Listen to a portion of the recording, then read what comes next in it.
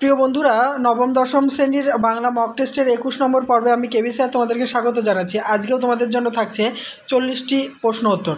দেখো, প্রথম প্রশ্ন, ঘর কবিতাটির মূল কাব্যগ্রন্থের নাম কি? ঘর কবিতাটির মূল কাব্যগ্রন্থের নাম কি?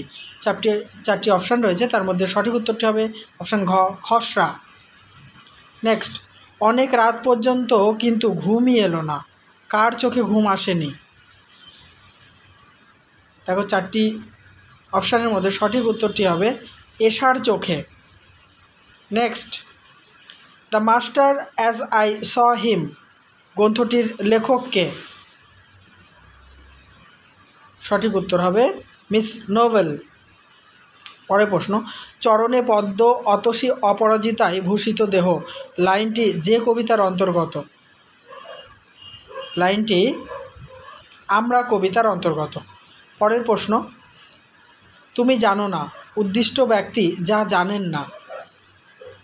উদ্দিষ্ট ব্যক্তি জানেন না, উত্তরটি হবে অপশান ক, বিজ্ঞাপনের পেছনে অনেক সত্যকার ট্র্যাজেডি থাকে। নেক্সট প্রশ্ন, গা শিরশির করিয়া আসিল, কার গা শিরশির করেছিল? সঠিক উত্তর হবে ফটিকের। নেক্সট প্রশ্ন, যে ড্যাশ গান গাইতে জানে না শূন্যস্থান পূরণ করো। শূন্যস্থানে বসবে মানুষ। পরের প্রশ্ন, কে গা তুমি কাঁদো উক্তিটির বক্তাকে? উক্তিটির বক্তা হলো রুক্মিণী কুমার রায়। নেক্সট প্রশ্ন, দাঁড়িয়ে রয়েছে ড্যাশ খাড়া সে যে এখনও ঝোঁকেনি, শূন্যস্থান পূরণ করো। শূন্যস্থানে বসবে তবু, ত বয়হস্যু, অর্থাৎ খ অপশানটি সঠিক। পরের প্রশ্ন, তোমায় করতে হবে উক্তিটি যে রচনার অন্তর্গত? তোমায় করতে হবে উক্তিটি যে রচনার অন্তর্গত তা হচ্ছে চন্দ্রনাথ। চন্দ্রনাথের দাদা চন্দ্রনাথকে কথাটি বলেছিলেন। নেক্সট, দুঃখ হলো দেখে লেখকের দুঃখের কারণ কি? দেখো, উত্তর হবে অপশান ক, শাবলতলার মাঠ ধ্বংস হয়ে গেছে দেখে লেখকের দুঃখ হয়েছিল। পারো, বনে পাহাড়ে গ্রন্থটির লেখককে? বনে পাহাড়ে গ্রন্থটির লেখককে?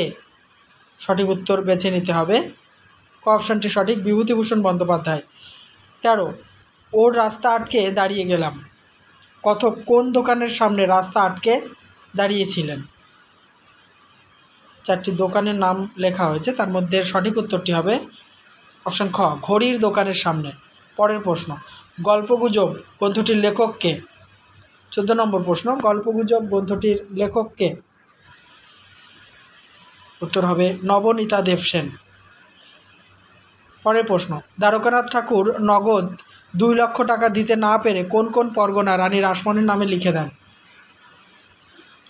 অপশানগুলি ফলো করো, আশা করছি তোমরা গেস করতে পেরেছ। উত্তর হবে ক, রংপুর ও দিনাজপুর।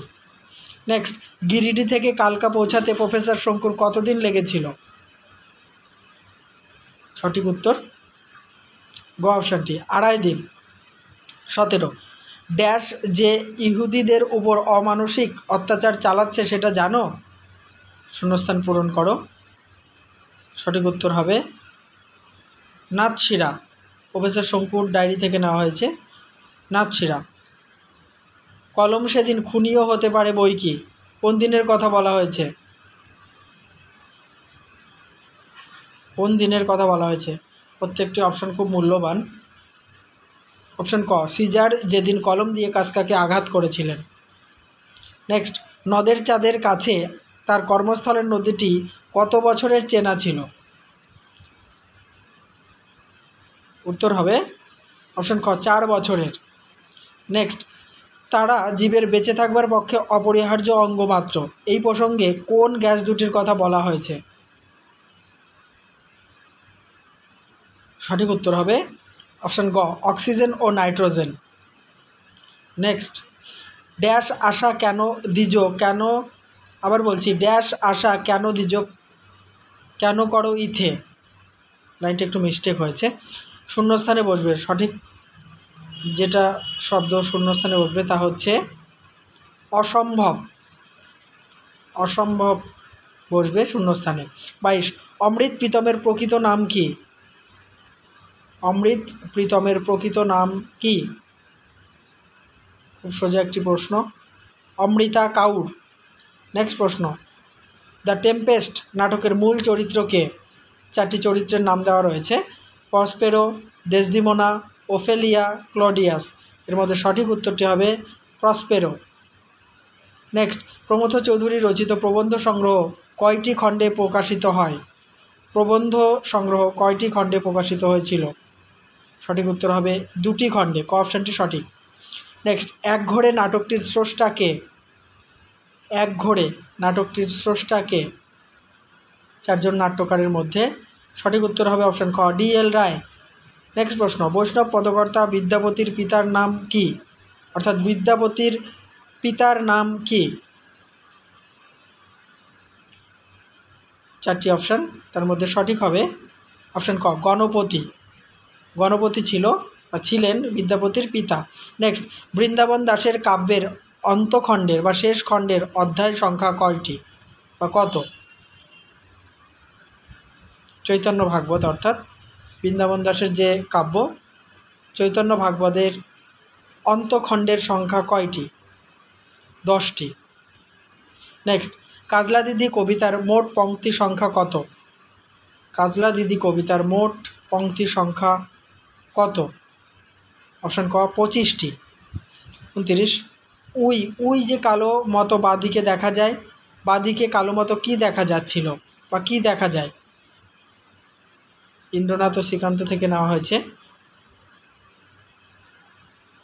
দেখো উত্তরটি হবে চড়া। পরের প্রশ্ন, মূঢ় শব্দের অর্থ কি? মূঢ় শব্দের অর্থ, সঠিক উত্তরটি হবে অধম।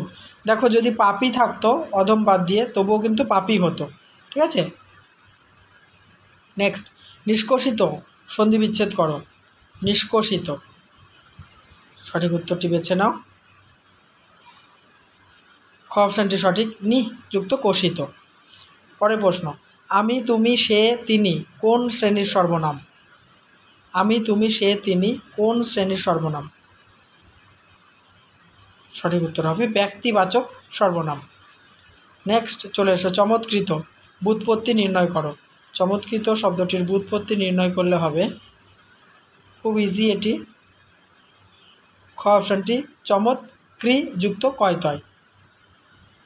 পরের প্রশ্ন, বিজয় সুজয়কে, সুজয়ের তলায় দাগ, একটি বই দিয়েছে, কারক নির্ণয় করলে হবে। বিজয় সুজয়কে একটি বই দিয়েছে, সুজয়ের তলায় দাগ, এটি হচ্ছে যে কারক, তা হচ্ছে কর্মকারকে কে বিভক্তি, ঠিক আছে। বিভক্তিটা আমি লিখিনি, তবে কর্মকারকে কে বিভক্তি হবে। নেক্সট, পাপ ভাগী সমাস নির্ণয় করো।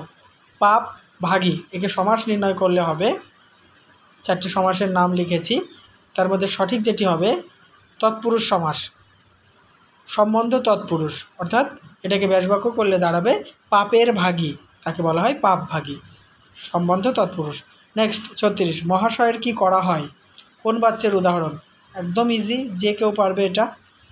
মহাশয়ের কি করা হয়, এটি ভাব বাচ্যে রয়েছে। নেক্সট, অর্ধাঙ্গ যে সমাসের অন্তর্গত।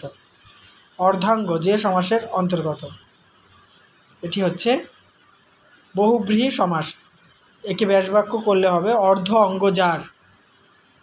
38, কি দিয়ে মুড়ে ফাউন্টেন পেন দামি ও পোক্ত করা হতো?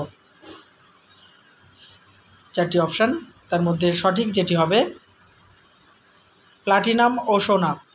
প্লাটিনাম ও সোনা। বাইজির সাজে হরিদার সবচেয়ে বেশি উপার্জন হয়েছিল কত? বাইজির সাজে হরিদার সবচেয়ে বেশি উপার্জন হয়েছিল, একদম ইজি সোজা একটি কোশ্চেন, 8 টাকা 10 আনা। শেষ প্রশ্ন, অবশ্যই তোমরা কত পাচ্ছ 40-এর মধ্যে লিখে জানাতে ভুলো না। চ্যানেলে নতুন হলে আমার চ্যানেলের প্লেলিস্ট ফলো করো, ওখানে ইতিমধ্যে 20টি তোমাদের মক টেস্টের ক্লাস দেওয়া হয়েছে। নেক্সট ভিডিওগুলি দেখার জন্য চ্যানেলকে সাবস্ক্রাইব করে রাখো। গিরিশ মহাপাত্রের ট্যাগ থেকে পাওয়া গিয়েছিল, ট্যাগ থেকে পাওয়া গিয়েছিল, উত্তর হবে 1 টাকা, ঠিক আছে। আরও পাওয়া গিয়েছিল গন্ডা 6 পয়সা, তো অপশানে আমি যেটা লিখেছি সেই অনুযায়ী 1 টাকা হবে। তাহলে শেষ করলাম এই পর্ব, নেক্সট পর্ব নিয়ে খুব তাড়াতাড়ি হাজির হব।